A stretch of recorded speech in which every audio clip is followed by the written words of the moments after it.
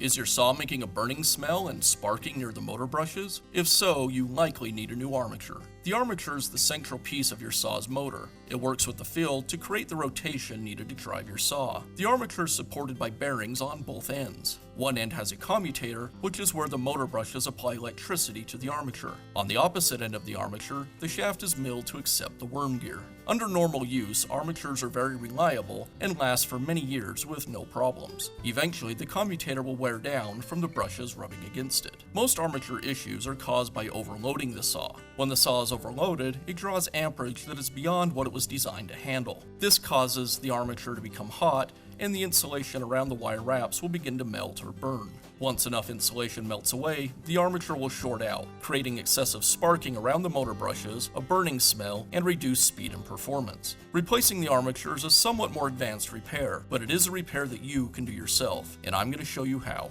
I'll begin by removing the motor brushes. I'll pull this lock lever out of the way so I have access to the brush cap, and then the brush cap just simply unscrews.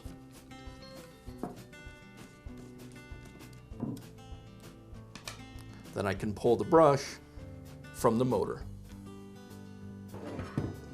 I'll remove the second brush the same way.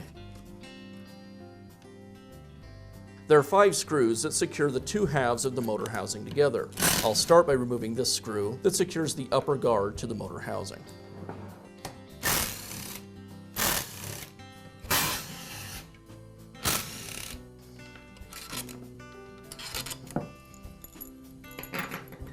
Now I'll remove the adjustment lever, starting with the retaining clip. Now the lever will lift away from the saw. Next I'll remove this nut.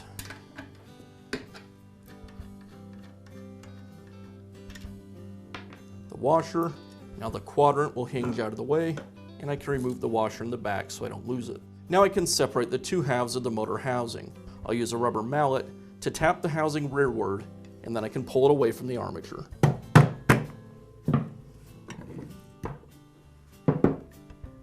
Your worm drive saw uses an oil bath gearbox. Before we can remove the armature the rest of the way, we'll need to drain the oil out of the gearbox and open this nut on the front.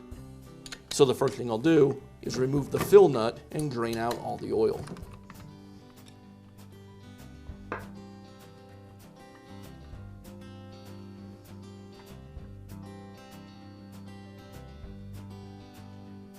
With the majority of the oil drained from the gearbox, now I can remove this cap. Behind the cap there's a nut, a bearing, and the worm gear.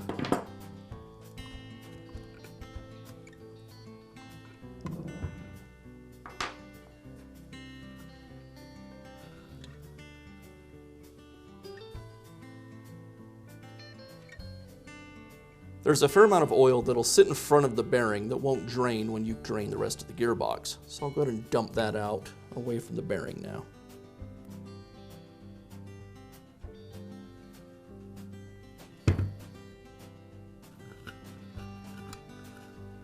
Now I'll remove the nut on the end of the armature. When I put the wrench on it though, the armature is going to just want to spin. So I'll need to hold the armature with one hand as I remove the nut.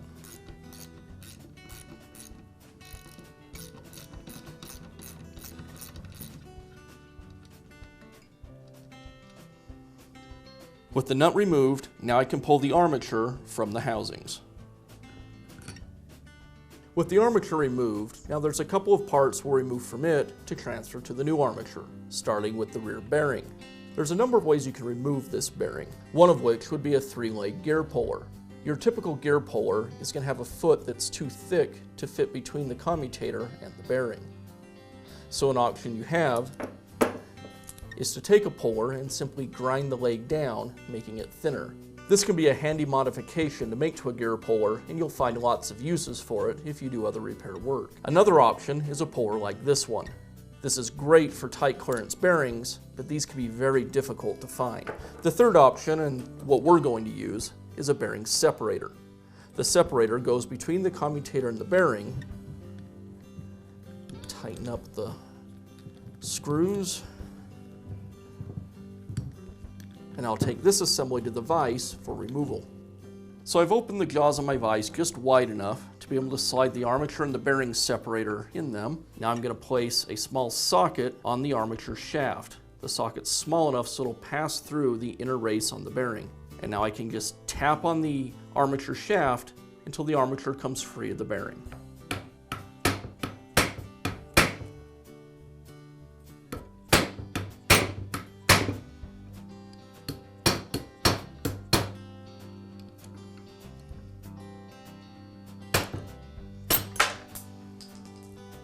There's a rubber O-ring on the opposite side of the armature shaft, and I'll pull that away.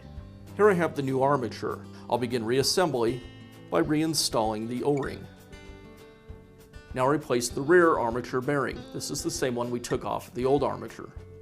I'll place it over the shaft, and I have another socket I'm going to use to install it. This one is exactly the same diameter as that inner bearing race. I'll place it on top of the race and tap the bearing down into place. I want the face of the bearing flush with the shaft.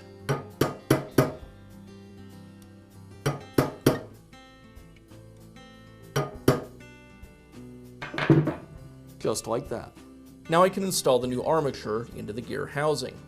The worm gear, which is still inside our gear housing, has splines that need to line up with the splines on the armature. So as I insert the armature, I'll rotate it just slightly until those splines engage.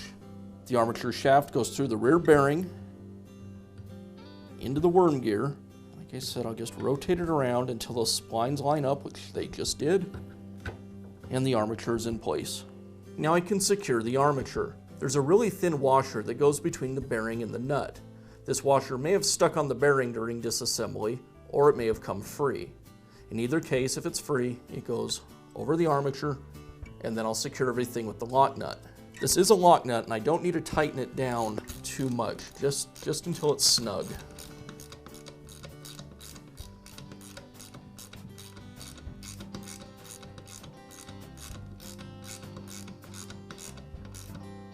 Just like that.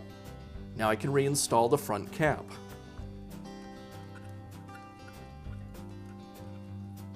And again, this just needs to be snug.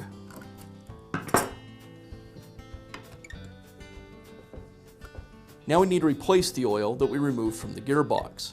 This is a special worm drive gear oil, and it's available on our website. I have the saw sitting level on its base, with the saw blade extended as far as it'll go, basically keeping the gearbox level. I'll add the oil until it comes up to the top of the threads.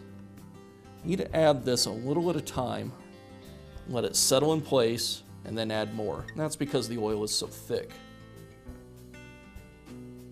Just about got it. And now I can replace the fill cap.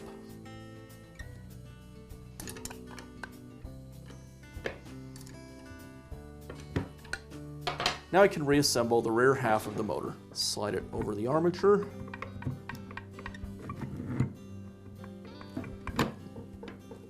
And I'll secure it with the 4 housing screws.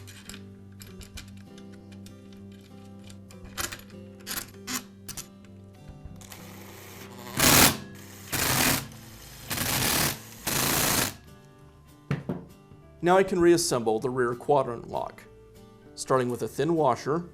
Then I'll hinge the quadrant into place, another thin washer, the nut, and the lever.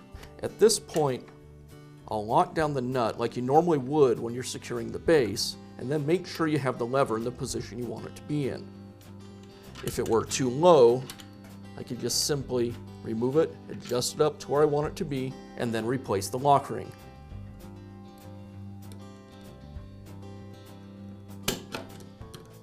Now I'll replace the screw between the blade housing and the motor housing. And I'll finish up by replacing the motor brushes.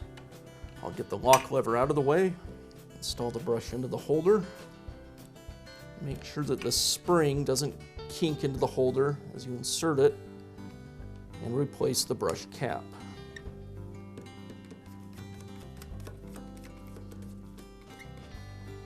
And I'll do the same thing on the other side.